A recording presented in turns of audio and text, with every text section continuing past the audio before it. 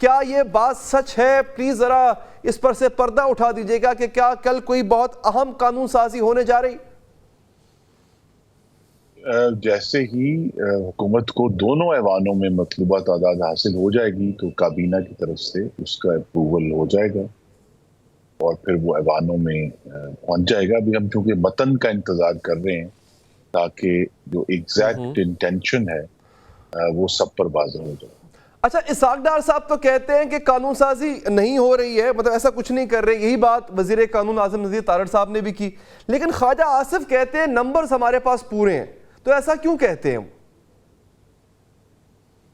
جی نہیں، کنفیوژن کوئی نہیں ہے. میں آپ کی ناظرین کی انفارمیشن کے لیے عرض کر دوں کہ قانون سازی کا جو پہلا مرحلہ ہوتا ہے وہ یہ ہے کہ وزارت قانون نے جو بھی اس سے پہلے گفتگو ہوئی ہو مختلف جماعتوں سے، ان کی تجاویز آئی ہوں، اس کی بنیاد پر ایک مسودہ قانون کا سب سے پہلے کابینہ کو بھیجا جاتا ہے. تو لہٰذا جو اس قانون سازی کی جو اصل انڈیکیشن ہے وہ تب آئے گی جب کابینہ کا اجلاس بلا کر اس قانون کی منظوری لی جائے گی. چونکہ وہ یہ عمل ابھی نہیں ہوا جس وقت تک ہم بات کر رہے ہیں، تو لہٰذا ابھی تک تو یہ سارا معاملہ جو ہے وہ صرف قیاس آرائی ہے. اچھا، تو خرم دستگیر صاحب، چیف جسٹس کی جو تعیناتی ہے کیا اس پر بھی قانون سازی کرنے جا رہے ہیں؟ یعنی چیف جسٹس کی تعیناتی فوج کی طرز پہ ہوگی، جیسے چیف آف آرمی سٹاف کی اپوائنٹمنٹ پرائم منسٹر کرتے ہیں، ایسے ہی چیف جسٹس کی اپوائنٹمنٹ جو ہے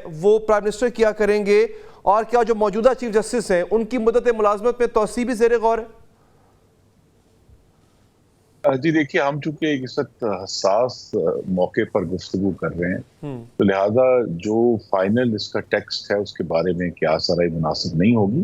اسی لیے میں کہہ رہا ہوں کہ ہمیں انتظار کرنا چاہیے کہ جیسے ہی مسودہ قانون کابینہ کے سامنے جائے گا سب پر واضح ہو جائے گا کہ حکومتی اتحاد، Pakistan Peoples Party, P M L N, M Q M اور جو اگر دوسری جماعتیں میں شامل ہوتی ہیں ان کے اغراض و مقاصد کیا ہیں قانون کے. چلے خرم صاحب، آپ ہمارے ساتھ رہیے گا سر، چونکہ اور بھی بہت سے اہم سوالات اور دیگر موضوعات تھے میں نے آپ سے جو ہے وہ کرنے ہیں. خواجہ آصف نے بطور وزیر دفاع وہ فلور آف دی ہاؤس پہ انہوں نے کہا کہ وزیر اعلیٰ خیبر پختونخوا نے جلسے کی رات معافیاں مانگی. اچھا، اب اس بات کا انہوں نے ذکر کیا، پی ٹی آئی کہہ رہی تھی کہ وزیر اعلیٰ علی امین گنڈا پور سے رابطہ نہیں ہو پا رہا، وہ 7-8 گھنٹے کے لیے غائب رہے تھے اور یہ بڑی چرچا اس وقت ہوئی تھی. کیا واقعی آپ کو لگتا ہے کہ وزیر دفاع نے اگر on the floor of the house ایسی بات کی ہے تو ایسا کچھ ہوا تھا؟ سر میں چاہ رہا ہوں ایک وقفہ یہاں پر لے لوں ناظرین، وقفے کے بعد اس سوال کا جواب میں خرم صاحب سے لوں گا. خواجہ آصف یہ کہہ رہے ہیں کہ on the floor of the house انہوں نے یہ بات کی ہے کہ علی امین گنڈا پور نے معافیاں مانگی، 7-8 گھنٹے وہ غائب رہے.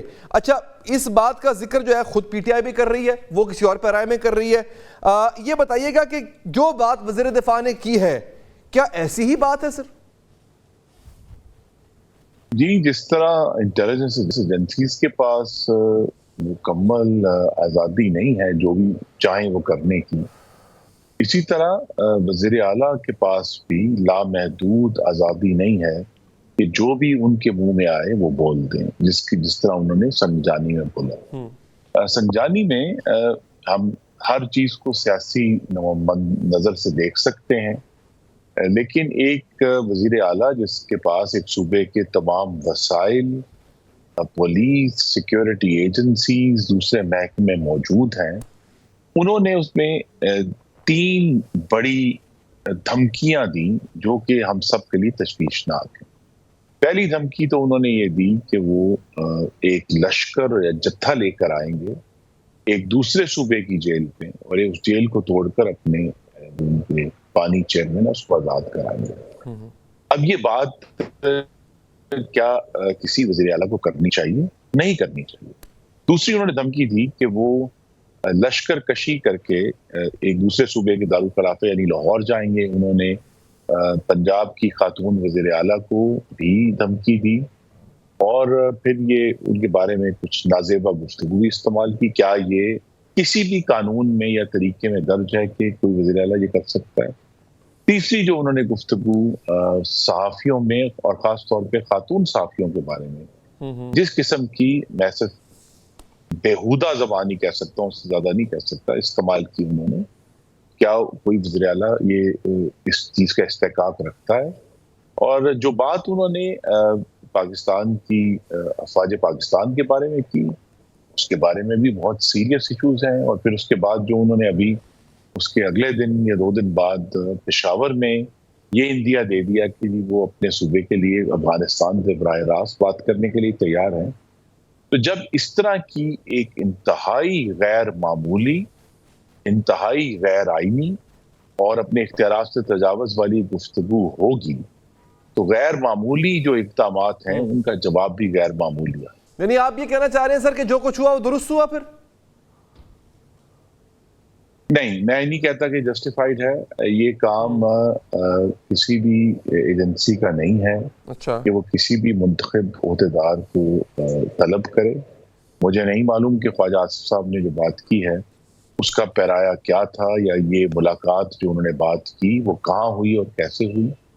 میں صرف یہ کہہ رہا ہوں کہ جب ہمیں ایک صوبے کے وزیر اعلیٰ کی طرف سے ایک ایسا صوبہ جو آپ کے ناظرین کو یاد کرا دوں 31 اکتوبر 2016 کو بھی آج سے 8 سال پہلے مسلح ہو کر اسلام آباد پر حملہ آور ہو چکا ہے، ان کو ہمیں اٹک پل پر پسپا کرنا پڑا تھا، بزور طاقت پسپا کیا گیا، وہ بھی مسلح ہو کر آئے تھے.